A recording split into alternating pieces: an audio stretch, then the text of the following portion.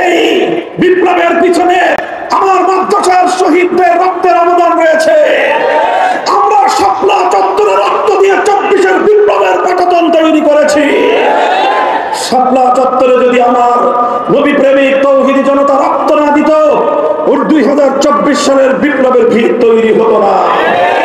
কাজেই আগামীর বাংলাদেশ গড়ে উঠতে হলে 1905 সালের বঙ্গভঙ্গ, 1947-এর দেশ বিভক্তি, 1971-এর মুক্তিযুদ্ধ এবং 2024 সালের গণঅভ্যুত্থানের ভিতকে কেন্দ্র করেই আগামীর বাংলাদেশ গড়ে উঠতে হবে।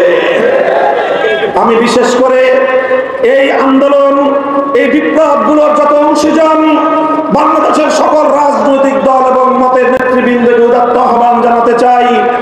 আমাদের মধ্যে রাজনৈতিক মতপার্থক্য থাকবে, আমাদের মধ্যে রাজনৈতিক প্রতিযোগিতা এবং প্রতিদ্বন্দ্বিতা থাকবে, কিন্তু খবরদার আমাদের পারস্পরিক প্রতিযোগিতার নামে যদি কেউ পতিত পরাজিত ফ্যাসিবাদকে বাংলার মাটিতে পুনর্বাসন করবার চেষ্টা করে, আমরা ঐক্যবদ্ধভাবে তাদেরকে রুখে দাঁড়াবো ইনশাআল্লাহ। আমাদের চূড়ান্ত লক্ষ্য শুধুমাত্র গণতান্ত্রিক বাংলাদেশ নয়, আমাদের চূড়ান্ত লক্ষ্য হলো খেলাফত ভিত্তিক চূড়ান্ত ইনসাফের রাস্তা কায়েম করা। আমি আপনাদেরকে বলি, আপনারা যারা যে যেই ধর্মের অনুসারী হন, যে যেই বর্ণের অনুসারী হন, যে যেই মতাদর্শের হন, যে যেই দলের নেতা কর্মী হন, বিশ্বাস করুন, বিশ্বাস করুন, যদি আসলে প্রকৃত অর্থে আল্লাহর জমিনে মানুষের অধিকার বাস্তবায়ন করতে হয়, প্রতিটি মানুষকে যদি সাম্যের ভিত্তিতে প্রাপ্য অধিকার নিশ্চিত করতে হয়, মানব রচিত কোন তন্ত্রমন্ত্র দিয়ে সেটা সম্ভব নয়। মানুষের তন্ত্র বৈষম্য সৃষ্টির মূল হাতিয়ার। মানুষের মন্ত্রই মানুষের উপর মানুষের প্রভুত্ব সৃষ্টি করে। হে দুনিয়ার মানুষ, আসো আমরা হাতে হাত রাখি, মানুষের উপর মানুষের প্রভুত্বের সমস্ত শৃঙ্খল ভেঙে গুড়িয়ে দেয়। আমরা আল্লাহর জমিনে এক আল্লাহর প্রভুত্ব কায়েম করে আল্লাহর দ্বীনকে বিজয়ী করার মধ্য দিয়ে আমরা প্রকৃত সাম্য এবং ইনসাফের রাস্তা কায়েম করতে চাই। হে বাংলার মানুষ, তোমরা তোমাদের পূর্বসূরীদের কথা স্মরণ করো। তোমাদের পূর্বসূরী কারা ছিল, কি ছিল তাদের ইতিহাস, কি ছিল তাদের ত্যাগ আর কোরবানি, কি ছিল তাদের অভিপ্রায়। তোমাদের পূর্বপুরুষরা 1831 সালে বালাকোটে ইংরেজদের বিরুদ্ধে জিহাদের ময়দানে রক্ত দিয়েছিল।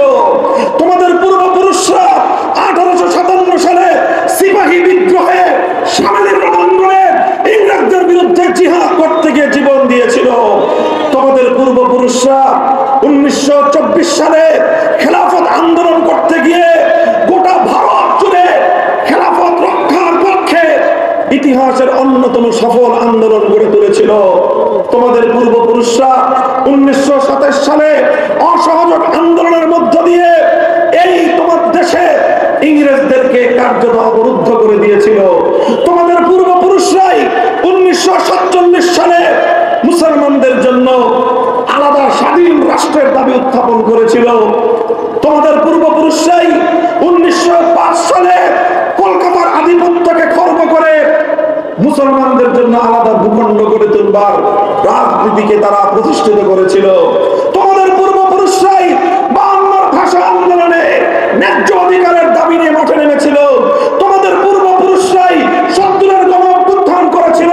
তোমাদের পূর্বপুরুষরাই 71-এর মুক্তিযুদ্ধ করেছিল। আর তোমাদের ভাইয়েরা, তোমরা এবং তোমাদের সন্তানরাই 24-এর রক্ত দিয়ে বিপ্লবকে তার গন্তব্য পর্যন্ত পৌঁছানোর ক্ষেত্রে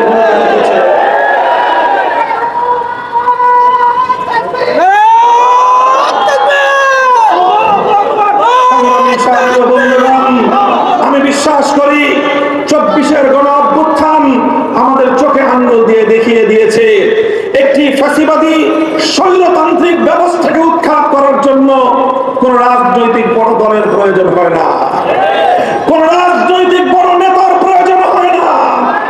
দেশের যুব সমাজ, জনগণ যখন ঐক্যবদ্ধ হয়, যে কোনো স্বৈরতন্ত্র বঙ্গোপসাগরের পানির মতো ভেসে যায়। আমি তাই বলতে চাই, আমরা বিগত 15 বছর অনেক শিকার হয়েছি। 2013 সালে আমাদেরকে কারারুদ্ধ করা হয়েছে। আমি কারা প্রকোষ্ঠে, অন্ধকার প্রকোষ্ঠে নিক্ষিপ্ত হয়েছি।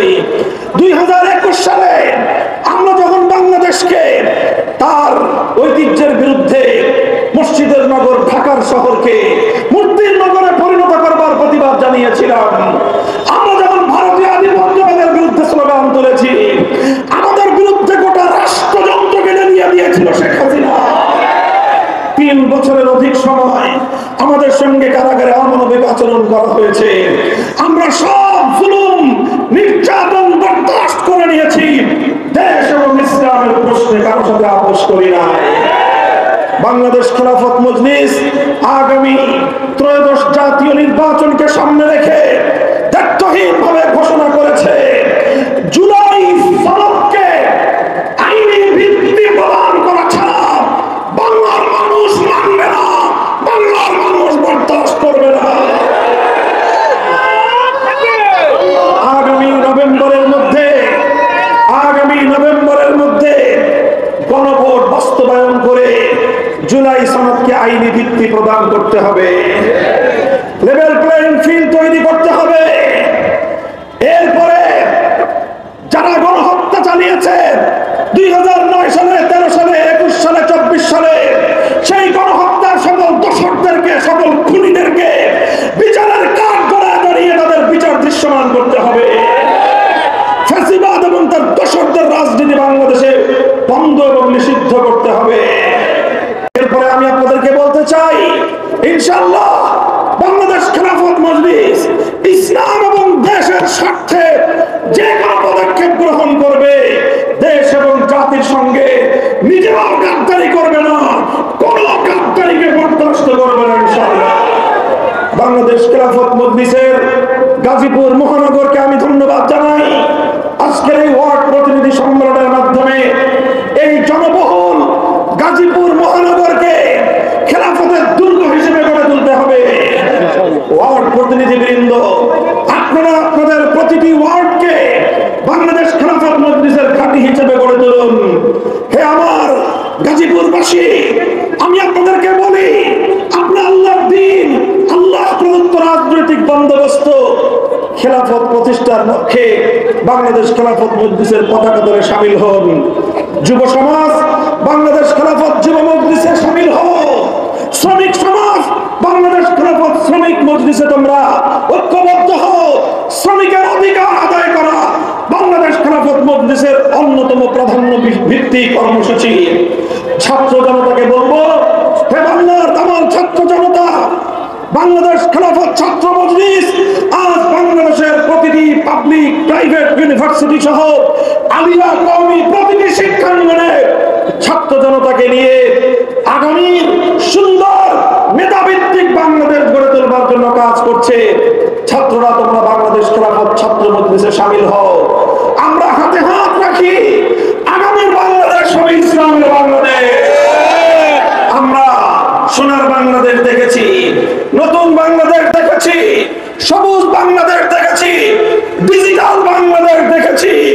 এবারের বাংলার মানুষ ইসলামের বাংলাদেশ দেখতে চায়।